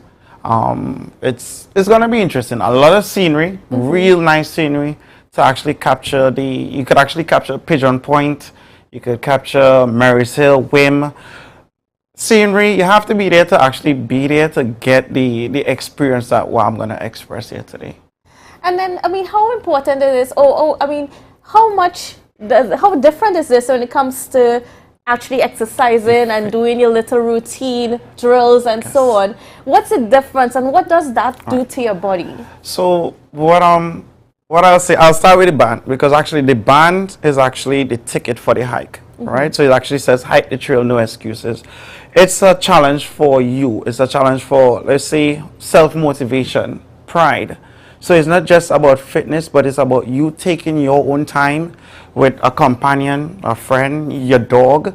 The first year we actually had a baby, a mom with her baby and her dog walking on the trail. So, it's just enjoyment. Some people actually use it for different energy, different perspective of how they want to be on a hike, and it's Tobago. And then, of course, you are also offering food and drink. Yes. The famous porridge. Oh, yes, the saffron porridge. Oh, it's going to be crazy. Well, the saffron porridge, that is something me and my friends actually started, and then from there, I just went twisting it a little more cultural, local. I wish I could have been there for the blue food, but the hike comes first. And we have the... So you're trying to tell us that we have to choose between the hike and blue food? We're going one into the next. We're going one into the next. But we have the saffron porridge made by myself. We have Flavor Tong, who does a famous corn soup. His name is Kalani, which he also does the fish broth as well. And Sandra's Bakery Limited, she's going to provide the bake with the salt fish and the sausage. So it's going to be a full hors d'oeuvres, like I say. Yes. People are going to enjoy and have a grand time. And the area representative, Niall George, he actually assisted as well with the beverages as well. And we have a lot of sponsors as well, apart from Jade Distributors. We have RKR Vegetable Supplies. She's one of my childhood friends. So she's providing all the fruits. Then we have My Kitchen, David Singh, which everybody knows. Of course, yes. I'm praying that he's going to be on the challenge. We'll see about that, David. I like challenging David. I like challenging David. I love challenging David. I actually challenged David one time running a hill a couple of years ago. And I said, if you run up this hill, we're going to cancel class today. And he actually did it. He actually caught 2 persons on the hill, and everybody was like, wait, David has speed? Yeah, actually people don't know. So don't sleep on don't sleep on my boy David Singh. Please do not. And as well, we have the Classy Design. He's one of the guys that are doing all the prints. We actually have logos on the trail that people could stop at points, take pictures. It's going to be amazing. And then, of course, I mean, that would also lead to the safety factor of things, because that's Yes. always a concern when we do Yes, this with the hikes. directions, we have all the directions going to be from start to finish and back. So no one is not going to be off the trail. No one is going to actually have, I should have walked with them, but the trail actually has the extreme arrow points labeled properly, so no one can take them off. And it's going to be fun. It's going to be fun. Are there any surprises on the trail in terms of, you know, rivers and waterfalls? Are we going to be encountering that? Yes, we are. And there's also the famous Jesus Hill. Yes, that Jesus Hill. There's a specific Jesus Hill. And this year we actually have another Jesus Hill that added a part so of there's the something trail. more challenging Yes. than the one that we are accustomed to. Yes, but this one is actually going to give you the best scenery. I don't think anybody's going to imagine when they get on top on this one. This one is actually looking over the first Jesus Hill. I actually put it in the display when I launched it, and they had one guy standing looking across, so he got the whole capture of color and come all the way around. It's going to be amazing. It's going to be amazing. But it's going to be a challenge. Now, are there any requirements for people to, like, in terms of your fitness level? What should people be aware of if they are interested? What we advise persons to wear, first thing first, please wear long sleeves. Last time I saw some people wearing short sleeve, and we are in the bush. So safety first, proper footwear. You know, some people have sneakers without proper soling. Yes. So we advise you to wear your socks, wear proper soling sneakers, long pants. Ladies, I know you mostly wear leggings, so that is a safety. And I think that is it. Water is going to be supplied. GA Distributor is going to provide with the Lucozade for persons who need that glucose just to stay, you know, hyperactive on the trail as they go by and, you know, have fun. And in terms of your fitness level? Right, with the fitness level, we have tour guides. So what I'm going to do is break down the trail according to person's fitness level. Okay. So for the persons who are really not unfit, we actually guide them, or they might even walk with myself, or I have a team who just want to take their time and walk by. We actually have some of the guys in from the fire department as well is going to be on board of the trail for assistance and safety. So it should be a smooth, safe, fun, active day out there. Great. Yeah. All right. And so some people, you don't have anything to worry about? Definitely not. We just want everybody to come back on Annesville Beach, relax. It's going to be an all-day vibes. So you can bring your coolers on the beach as well, although we're providing everything. And I just want to say thanks to all the sponsors, just in case I didn't leave out, like Chef P, Johnson's Driving School, PVS Compression, Reliable Scaffolding, Sahai Experience, Wink and Mink Lashes, and Classy Divines. Great. Yeah. All right. So we're getting prepared now. How can people get in contact with you to be a part of it? Definitely. Persons can contact me at 293-6836. Everybody know Donny Vincent on Facebook. Yes. So it's easy to type. You all could also catch me on Instagram, extreme_Tobago. And what else? Did I leave out anything else? I don't think so. I think you left out challenging Nana to be a part of this. I asked Nana that question when I was walking. I said, I would like to see Nana and David Singh actually go at this, you know. Yes! Well, wouldn't that be something? That would and then be- we can document it as well at Tobago Exactly. Update Special. Yeah, two nice, strong, intelligent guys from Tobago. I would definitely like to see that. David Singh versus, hey, that's a nice highlight. You know? Yes. So viewers, you know, if you want to see Nana out there on the trail along with David Singh, two of our favorite people here in our Definitely. space, I just left out you know, one. leave a message, and let me see if we can get I them think that going. could be the highlights. That could be the highlights. Just one more. The bands for the adults are $100, and for the kids are $40. 18 and under for the kids. So they have different size for everybody. So we're gonna have fun. All right, folks.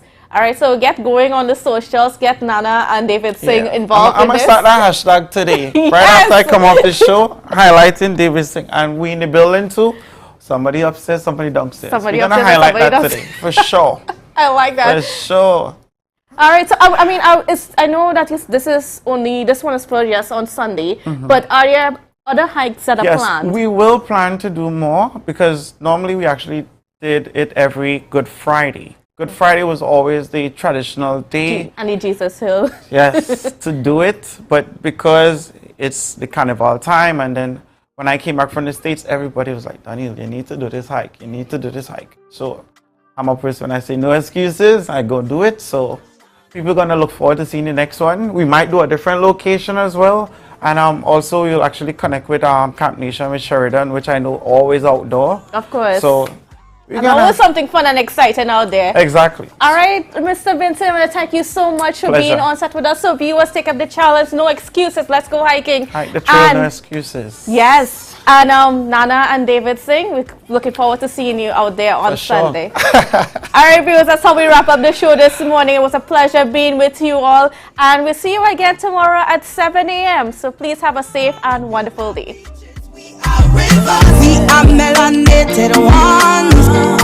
We special and there is no denying.